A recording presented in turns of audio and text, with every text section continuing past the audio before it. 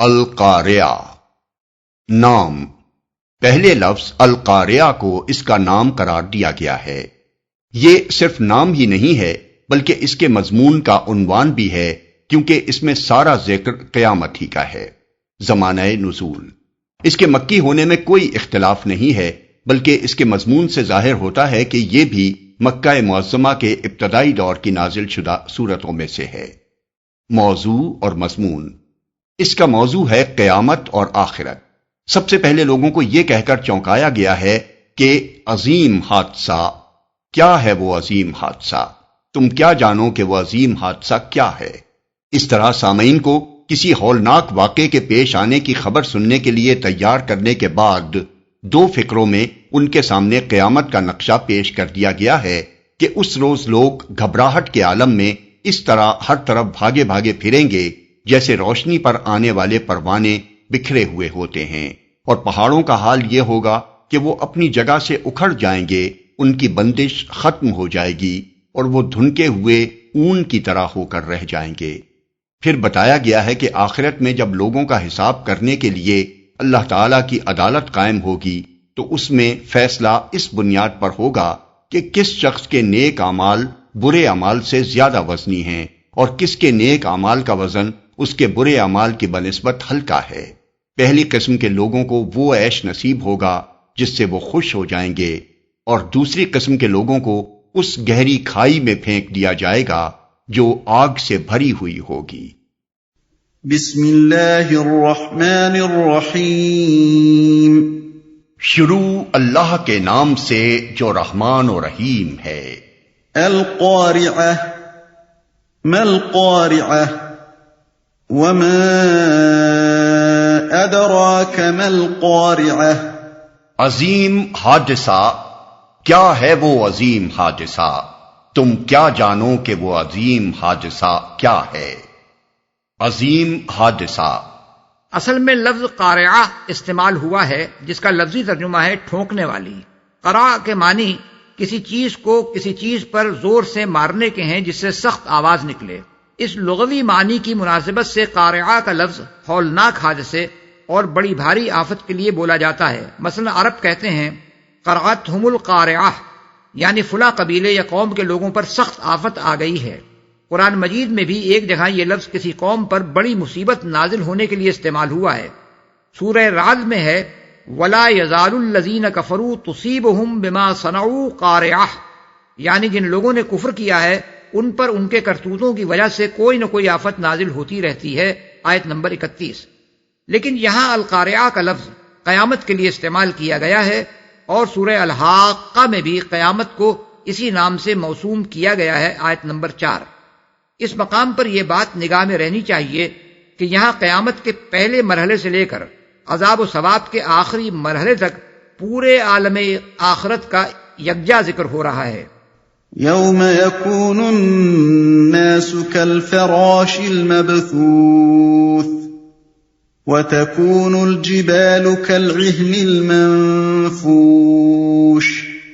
وہ دن جب لوگ بکھرے ہوئے پروانوں کی طرح اور پہاڑ رنگ برنگ کے دھنکے ہوئے اون کی طرح ہوں گے۔ یہاں تک قیامت کے پہلے مرحلے کا ذکر ہے، یعنی جب وہ حادثہ عظیم برپا ہوگا جس کے نتیجے میں دنیا کا سارا نظام درہم برہم ہو جائے گا۔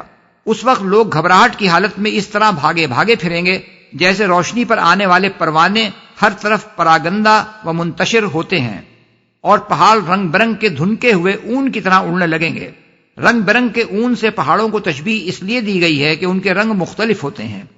فَأَمَّا مَن ثَقُلَتْ مَوَازِينُهُ فَهُوَ فِي عِيشَةٍ رَاضِيَةٍ، پھر جس کے پلڑے بھاری ہوں گے وہ دل پسند عیش میں ہوگا۔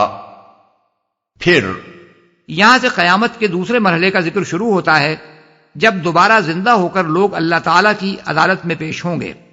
وَأَمَّا مَنْ خَفَّتْ مَوَازِينُهُ فَأُمُّهُ هَاوِيَةٌ وَمَا أَدْرَاكَ مَا هِيَهْ نَارٌ حَامِيَةٌ۔ اور جس کے پلڑے ہلکے ہوں گے اس کی جائے قرار گہری کھائی ہوگی، اور تمہیں کیا خبر کہ وہ کیا چیز ہے بھڑکتی ہوئی آگ، ہلکے ہوں گے۔ اصل میں لفظ موازین استعمال ہوا ہے، جو موزون کی جمع بھی ہو سکتا ہے اور میزان کی جمع بھی۔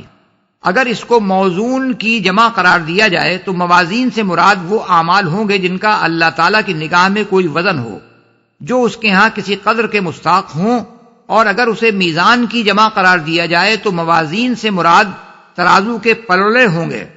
پہلی صورت میں موازین کے بھاری اور ہلکے ہونے کا مطلب نیک اعمال کا برے اعمال کے مقابلے میں بھاری یا ہلکا ہونا ہے، کیونکہ اللہ تعالیٰ کی نگاہ میں صرف نیکیاں ہی وزنی اور قابل قدر ہیں۔ دوسری صورت میں موازین کے بھاری ہونے کا مطلب اللہ جل شانہ کی میزان عدل میں نیکیوں کے پلڑے کا برائیوں کے پلڑے کی بنسبت زیادہ بھاری ہونا ہے، اور ان کے ہلکا ہونے کا مطلب یہ ہے کہ بھلائیوں کا پلڑا برائیوں کے پلڑے کی بنسبت ہلکا ہو۔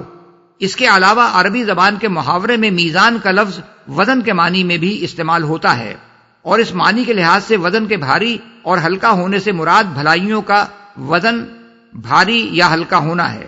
بہرحال موازین کو خواہ موزون کے معنی میں لیا جائے یا میزان کے معنی میں یا وزن کے معنی میں، مدعا ایک ہی رہتا ہے، اور وہ یہ ہے کہ اللہ تعالیٰ کی عدالت میں فیصلہ اس بنیاد پر ہوگا کہ آدمی اعمال کی جو پونجی لے کر آیا ہے وہ وزنی ہے یا بے وزن، یا اس کی بھلائیوں کا وزن اس کی برائیوں کے وزن سے زیادہ ہے یا کم۔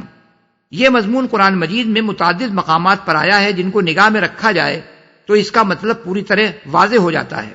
سورہ اعراف میں ہے، اور وزن اس روز حق ہوگا، پھر جن کے پلڑے بھاری ہوں گے وہی فلاح پائیں گے، اور جن کے پلڑے ہلکے ہوں گے وہی اپنے آپ کو خسارے میں مبتلا کرنے والے ہوں گے۔ آیات 8 اور 9۔ سورہ کہف میں ارشاد ہوا، اے نبی ان لوگوں سے کہو، کیا ہم تمہیں بتائیں کہ اپنے اعمال میں سب سے زیادہ ناکام و نامراد لوگ کون ہیں؟ وہ کہ دنیا کی زندگی میں جن کی ساری سعی و جہد راہ راست سے بھٹکی رہی، اور وہ سمجھتے رہے کہ وہ سب کچھ ٹھیک کر رہے ہیں۔ یہ وہ لوگ ہیں جنہوں نے اپنے رب کی آیات کو ماننے سے انکار کیا اور اس کے حضور پیشی کا یقین نہ کیا، اس لیے ان کے سارے اعمال ضائع ہو گئے۔ قیامت کے روز ہم انہیں کوئی وزن نہ دیں گے۔ آیات 104 اور 105۔ سورہ انبیاء میں فرمایا، قیامت کے روز ہم ٹھیک ٹھیک تولنے والے ترازو رکھ دیں گے، پھر کسی شخص پر ذرہ برابر ظلم نہ ہوگا، جس کا رائی کے دانے برابر بھی کچھ کیا دھرا ہوگا وہ ہم لے آئیں گے، اور حساب لگانے کے لیے ہم کافی ہیں۔ آیت نمبر 47۔ ان آیات سے معلوم ہوا کہ کفر اور حق سے انکار بجائے خود اتنی بڑی برائی ہے کہ وہ برائیوں کے پلڑے کو لازماً جھکا دے گی، اور کافر کی کوئی نیکی ایسی نہ ہوگی کہ بھلائیوں کے پلڑے میں اس کا کوئی وزن ہو جس سے اس کی نیکی کا پلڑا جھک سکے۔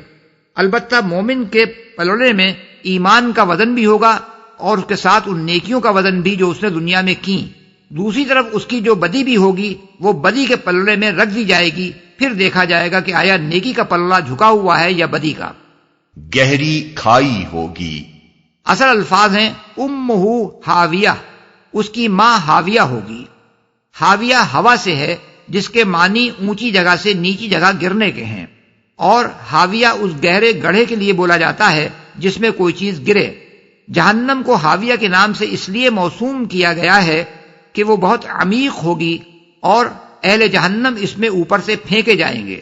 رہا یہ ارشاد کہ اس کی ماں جہنم ہوگی، اس کا مطلب یہ ہے کہ جس طرح ماں کی گود بچے کا ٹھکانہ ہوتی ہے، اسی طرح آخرت میں اہل جہنم کے لیے جہنم کے سوا کوئی ٹھکانہ نہ ہوگا۔ بھڑکتی ہوئی آگ، یعنی وہ محض ایک گہری کھائی ہی نہ ہوگی، بلکہ بھڑکتی ہوئی آگ سے بھری ہوئی ہوگی،